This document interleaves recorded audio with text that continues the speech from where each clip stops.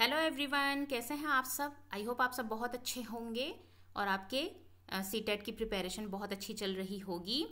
आज का हमारा टॉपिक है सीटेट का paper 1 paper 2 EVS environmental study, पर्यावरण अध्ययन। ठीक है, अभी तक हमने जो एनिमल और बर्ड्स जो किया है टॉपिक, उसके जो क्वेश्चंस पूछे गए हैं लास्ट ईयर प्रीवियस ईयर में, वो उसके हम कुछ एमसीक्यूज करेंगे जो कि बहुत इंपॉर्टेंट हो जाते हैं। सिर्फ सीटेट नहीं, हर स्टेट लेवल टेट के लिए बहुत इंपॉर्टेंट है और टीचिंग एग्जाम के लिए इंपॉर्टेंट है ना, जैसे केवीएस वगैरह है।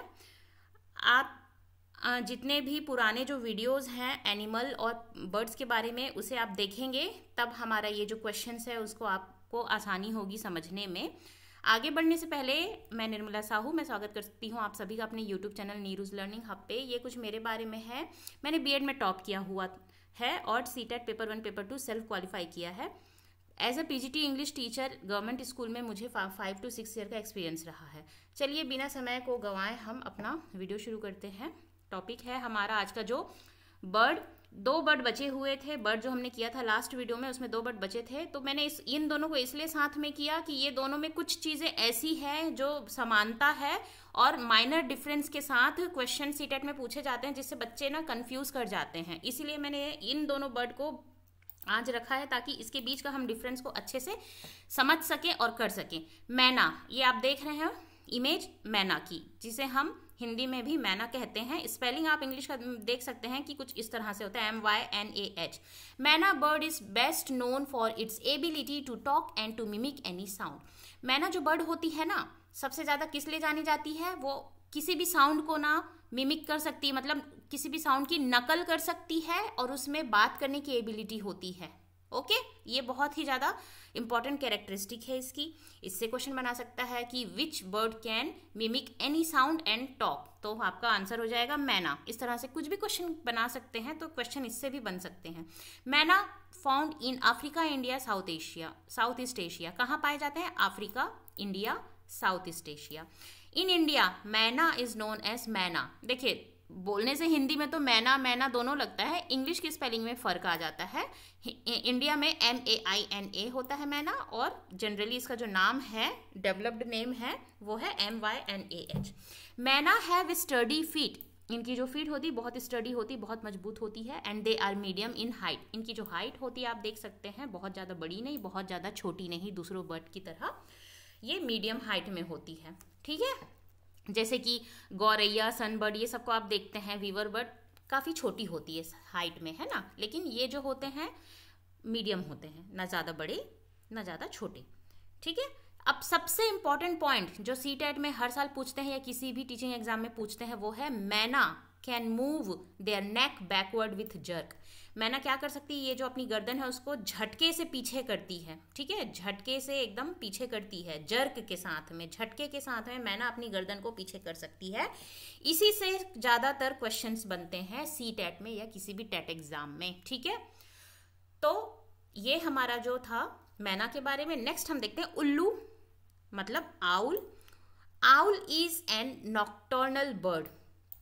ठीक है, नॉक्टर्नल यानी होता है रात्रिचर पक्षी, जो रात में जागते हैं, दिन में सोते हैं, उन्हें हम रात्रिचर पक्षी कहते हैं, मतलब नॉक्टर्नल बर्ड कहते हैं। इससे भी क्वेश्चन बना देगा, which bird is known as nocturnal bird which sleep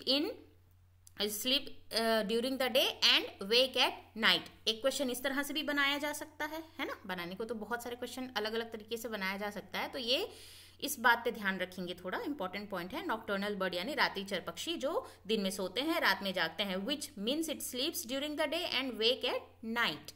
ठीक है, आउल्स आर कार्निवोर्स। आउल कैसे होते हैं? कार्निवोर यानी कि मांसाहारी होते हैं। ठीक है, मांस वगैरह खाते हैं, फ्लैश खाते हैं। They eat rodent, small and medium size mammal. जो मैमल होते हैं, मतलब स्तनधारी होते हैं ना, मर वर जाते हैं तो उसे ये खाते हैं। Insect, fish and other bird. ठीक है, इसके अलावा इंसेक्ट खाते हैं, फिश खाते हैं और दूसरे पक्षी को भी ये खाते हैं। ठीक है, इसीलिए वो कार्निवोरस कहा जाता है, इन्हें मांसाहारी कहा जाता है। Owl can rotate their neck back up to 270 degree. देखिए, बहुत ये जो 2 पॉइंट है बहुत इंपॉर्टेंट है। आउल क्या कर सकते हैं? अपनी जो गर्दन है उसको, अपनी जो गर्दन है उसको बैक कर सकते हैं, पीछे की ओर घुमा सकते हैं 270 डिग्री। यहाँ पे बता दिया गया है कितनी डिग्री, 270। तो मतलब ये तो मैना से भी इनकी क्षमता ज्यादा होती है अपने गर्दन को पीछे करने की। ठीक है, owl can move their neck backward to a large extent, बहुत ही लार्ज एक्सटेंट तक वो अपने जो गर्दन है उसको पीछे कर सकते हैं। क्योंकि मैंने आपको पहले बोला था कि ये दो टॉपिक को मैं इसलिए रखी हूँ क्योंकि ये दोनों में गर्दन को पीछे करने की क्षमता होती है। ये झटके से घुमाती है, मैना जो है झटके से अपनी गर्दन घुमाती है, और ये झटके से नहीं घुमाते हैं, मैना से ज़्यादा इनकी क्षमता होती है पीछे करने की अपने गर्दन को। तो इसमें थोड़ी सी कन्फ्यूजन हो जाती है ना। कभी कभी बच्चे क्या कर देते हैं कि मैना की जगह उल्लू कर देते हैं, उल्लू की जगह मैना कर देते हैं, क्वेश्चन को समझे बिना। तो इसमें आपका की पॉइंट है कि मैना के लिए बोला गया है तो हमेशा बोला जाएगा विथ जर्क, यानी कि झटका। और लार्ज एक्सटेंट वाला जो वर्ड इस्तेमाल किया जाएगा ना, ठीक है, लार्ज एक्सटेंट या फिर 270 डिग्री वो उल्लू के लिए होगा। तो इससे आप कंफ्यूज मत होइएगा, क्योंकि इसमें कंफ्यूजन वाली थोड़ी सी बात है कि कौन मतलब ऐसे पक्षी जो अपनी गर्दन पीछे कर सकते हैं, तो कैसे पीछे कर सकते हैं उस पर आपको ध्यान देना है। छोटा सा पॉइंट कि अगर झटका दिया हुआ है, जर्क दिया है तो मैना है, और अगर लार्ज एक्सटेंट दिया है तो उल्लू है ना। आइए तो फिर जो हमने अभी तक बर्ड्स और एनिमल किया है उससे रिलेटेड जो क्वेश्चन सीटेट में पूछे गए हैं जो कि बहुत ही इंपॉर्टेंट हो जाते हैं, उसको हम देखते हैं, सॉल्व करते हैं और अपनी समझ को और भी मजबूत करते हैं। ठीक है,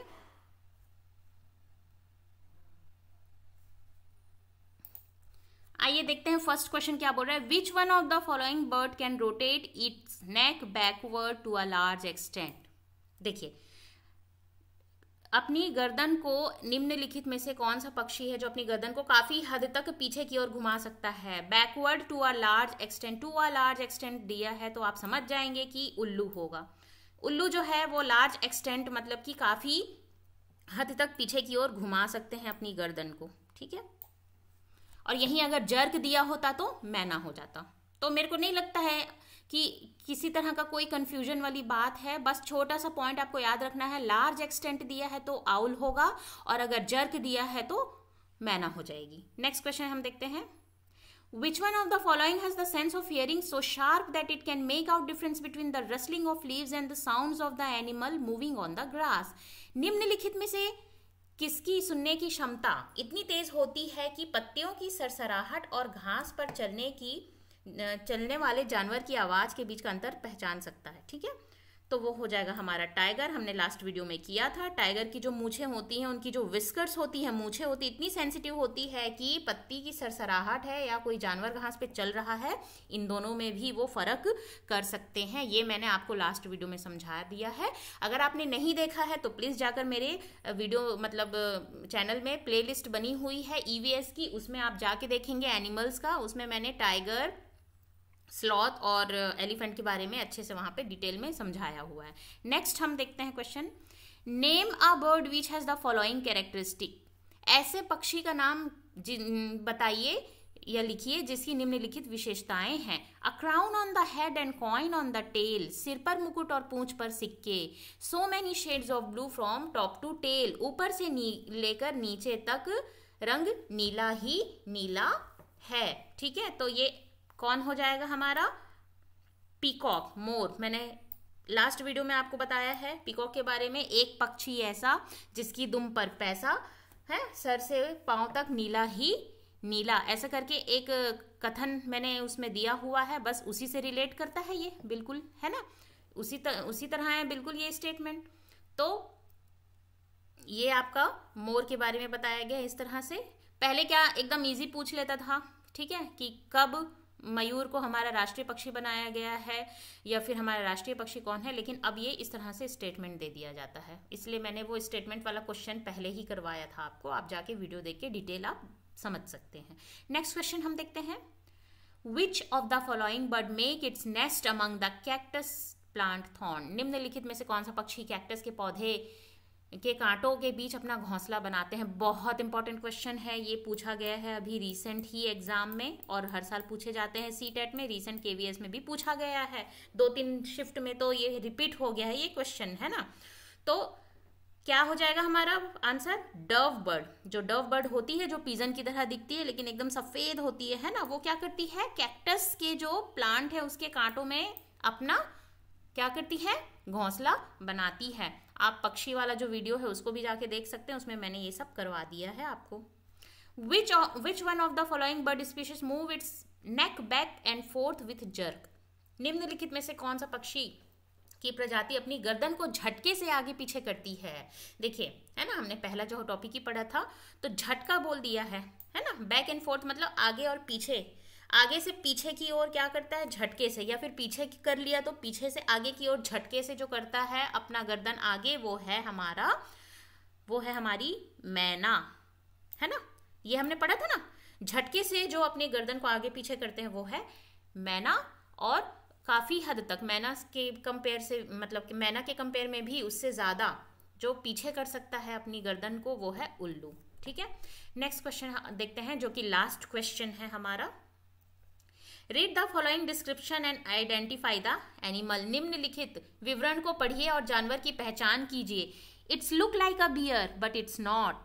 यह एक भालू की तरह दिखता है लेकिन भालू नहीं है। It spend almost 17 hours a day sleeping while hanging upside down on a tree branch, है ना। यह दिन में लगभग 17 घंटे पेड़ की शाखा पर उल्टा लटक कर सोता है। It eat leaves of the same tree on which it lives. जिस पेड़ पर रहते हैं उसी पेड़ के पत्ते को खाते हैं। It lives for 40 years। और यह लगभग 40 वर्ष तक जीवित रहता है। तो ये वाला तो हमने बहुत स्टार्टिंग में ही, जब मैंने शुरू किया था ईवीएस का, उसमें पढ़ाया था स्लॉथ के बारे में। स्लॉथ एक ऐसा जानवर है जो उल्टा लटक कर उसी पेड़ पे सोता है, और जिस पेड़ पे सोता है उसी पेड़ की पत्ती को वो खाता है। और जब तक वो पेड़ की पत्ती, सॉरी पांडा नहीं है ये, पांडा नहीं है, सॉरी ये स्लॉथ हो जाएगा। ठीक है, तो क्या है स्लॉथ के बारे में क्या बता रही थी मैं, कि जिस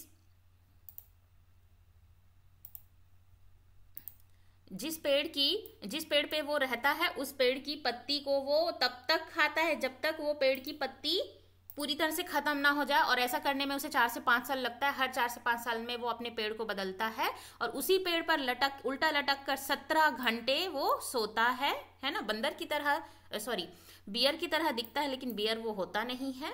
ठीक है, सिर्फ दिखने में है। हालांकि बियर तो काफ़ी मोटा और लंबा बड़ा होता है, और ये तो छोटे से, मतलब बहुत ज़्यादा बड़े नहीं होते हैं, साइज इनकी मीडियम होती है। और इनके जो जीने की क्षमता होती है कितने साल तक होती है, 40 वर्ष तक। ठीक है, तो ये हमारा हो जाएगा स्लॉथ। स्लॉथ से भी बहुत ज़्यादा क्वेश्चन पूछा जा रहा है अभी KVS PRT में। तो इस तरह से ये हमारा टॉपिक ख़त्म हुआ। जो बहुत इंपॉर्टेंट MCQs थे वो मैंने आपको कराए हैं बर्ड्स के, है ना, और एनिमल से रिलेटेड।